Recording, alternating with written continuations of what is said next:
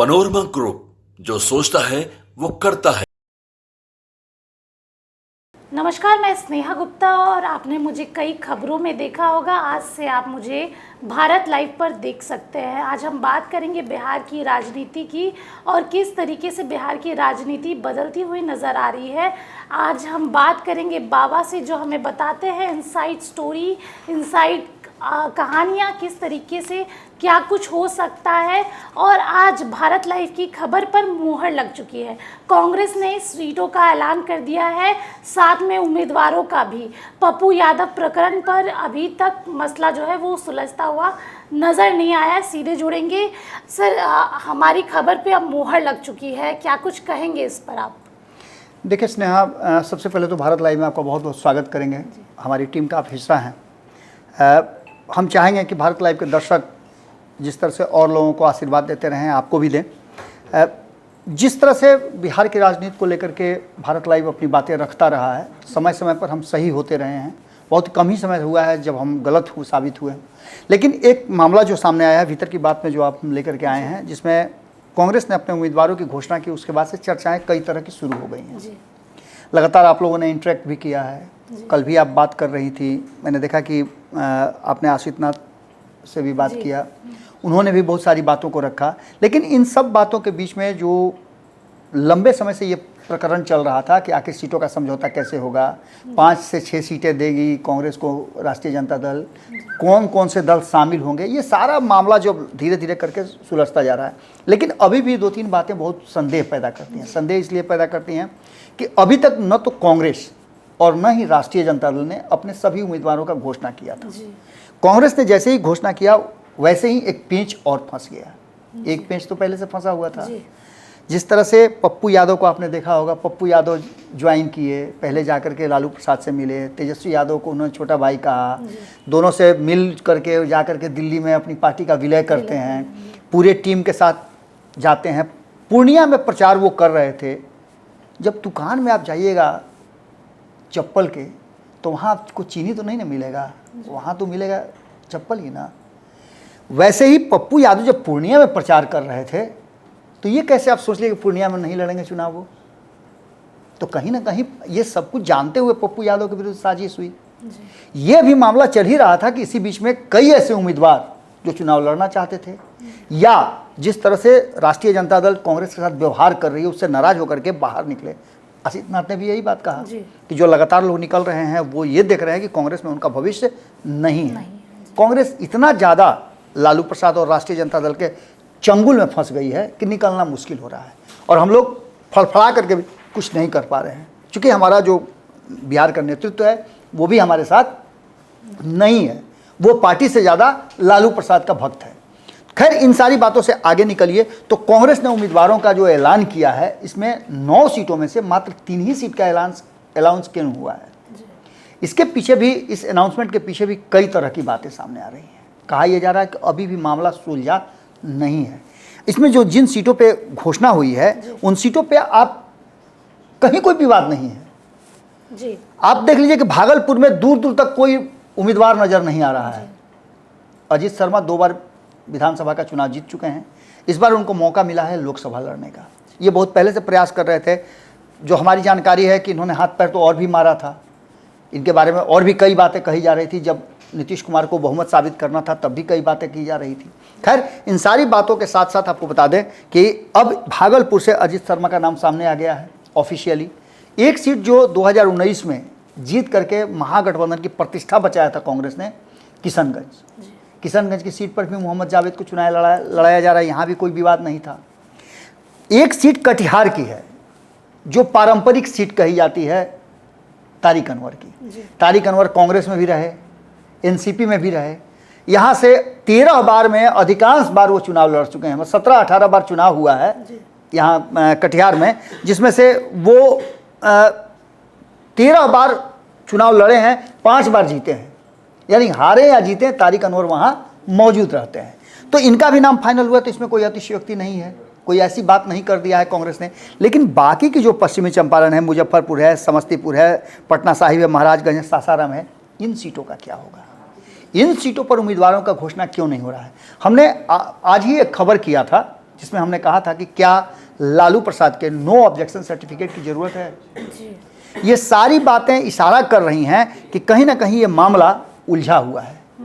अब इस उलझे हुए मामले को कैसे सुलझाया जाए, मुझे लगता है कि आपके पास भी उत्सुकता होगी। पत्रकार होने के नाते उत्सुकताएं तो बहुत होती है, प्रश्न बहुत होता है। आप लोग अक्सर नेताओं से पूछते हैं प्रश्न, आम जनता से प्रश्न पूछते हैं, तो अगर आपके पास कोई प्रश्न होता है आप उनसे पूछ सकते हैं। सबसे ज़्यादा इस बार जो चुनावी माहौल है उसमें चर्चा हो रही है पूर्णिया सीट की। आखिरकार पप्पू यादव का क्या होगा बिहार की राजनीति में भी और पूरे देश में भी। जो सबसे ज़्यादा हॉट सीट बनी हुई है वो है पूर्णिया। आखिरकार क्या दिक्कत आ रही है वहाँ? देखिए, पूर्णिया के सीट हॉट सीट बनने के पीछे का कारण है कि लालू प्रसाद का डर। जी। आप जितना भी मजबूत कर लीजिए, लेकिन किसी से कर्ज आप लिए हैं तो वो जब जब सामने पड़ेगा तो आपको याद आ जाएगा इसको तो कर चुकाना है ना। जी। पप्पू यादव के बारे में अगर कहा जाए तो जब तेजस्वी यादव उनके साथ नहीं थे, बाकी के लोग उनके साथ नहीं थे, तो पप्पू यादव उनके साथ थे। जब तेजस्वी यादव उस लायक नहीं थे कि लालू प्रसाद का मदद कर सकें, तब पप्पू यादव वहाँ खड़े नजर आए। और जैसे ही तेजस्वी यादव फ्रेम में आए, तेज प्रताप यादव फ्रेम में आए, मीसा भारती ने राजनीतिक अपनी पहचान मजबूत की, उसके बाद पप्पू यादव दूध की मक्खी की तरह हो गए। आपको पता होगा कि सांसद रहते हुए उनको पार्टी ने निकाला, भले ही नहीं हो जाए, जो कुछ भी नहीं किया हो, लेकिन उनकी दूरी बन गई थी लालू प्रसाद से, लालू परिवार से उनकी दूरी थी। वो हमेशा कोशिश करते रहे, लेकिन एक डर कि कहीं ऐसा ना हो कि तेजस्वी यादव का विकल्प पैदा हो जाए, क्योंकि यादव समाज से जो है जी। इस समाज का वोट बैंक लालू प्रसाद के पास है। इस वोट बैंक में सेंधमारी ना हो जाए, इसीलिए क्योंकि ये थाती आपकी अपनी व्यक्तिगत नहीं है, आपने किसी से बोरो किया है, किसी ने आपको संपत्ति रखने के लिए दिया है। तो जब तक आपके पास आपका डर बना रहेगा, और पप्पू यादव बड़े डर है, तो ऐसी स्थिति में आप सीधा रूप से समझ सकती हैं कि पप्पू यादव की लड़ाई यानी पूर्णिया की लड़ाई जो है, इस 543 सीटों की जो लड़ाई हो रही है 2024 की, इसमें हॉट सीट बनने का कारण सबसे बड़ा है कि लालू प्रसाद का डर। लालू को डर इसलिए है कि उन्हें लोकसभा नहीं जाना है। उनकी लड़ाई है कि अगर पप्पू यादव फ्रेम में आ जाते हैं, अगर जीत जाते हैं चुनाव, तो पप्पू यादव यादवों के नेता के रूप में सामने आ जाएंगे और तेजस्वी यादव के लिए कभी भी घातक हो सकते हैं। लेकिन सर पप्पू यादव भी तो पीछे हटने का नाम नहीं ले रहे। उन्होंने कह दिया कि मैं हाथ में झंडा लेके कांग्रेस का चुनाव तो पूर्णिया से ही लड़ूंगा, 4 तारीख को नॉमिनेशन भी है। तो क्या कुछ मतलब देखने को मिल सकता है उस दिन? आपने कभी भाई भाई का बंटवारा देखा है? जी। भाई भाई के बंटवारा में होता क्या है? कोई भी एक भी इंच छोड़ने के लिए तैयार होता है क्या?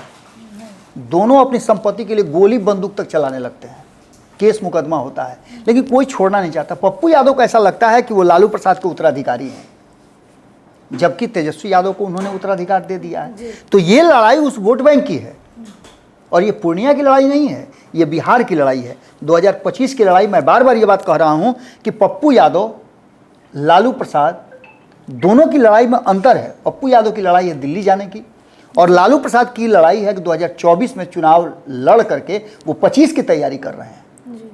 इसलिए निश्चित रूप से आप समझ सकते हैं कि पप्पू यादव के पीछे हटने का सवाल नहीं है, वो भी अपना हिस्सेदारी समझते हैं यादव समाज में। तो सर इससे सवाल ये भी उठता है कि कांग्रेस में लगातार टूट जारी है, देखने को भी मिल रहा है। कई प्रवक्ता नेता लोग ने भी वहाँ से इस्तीफा दे दिया है। तो क्या इसके पीछे भी सीट शेयरिंग और उम्मीदवारों का चयन ही है?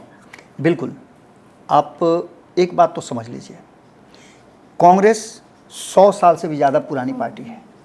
कांग्रेस में एक से एक दिग्गज नेता है।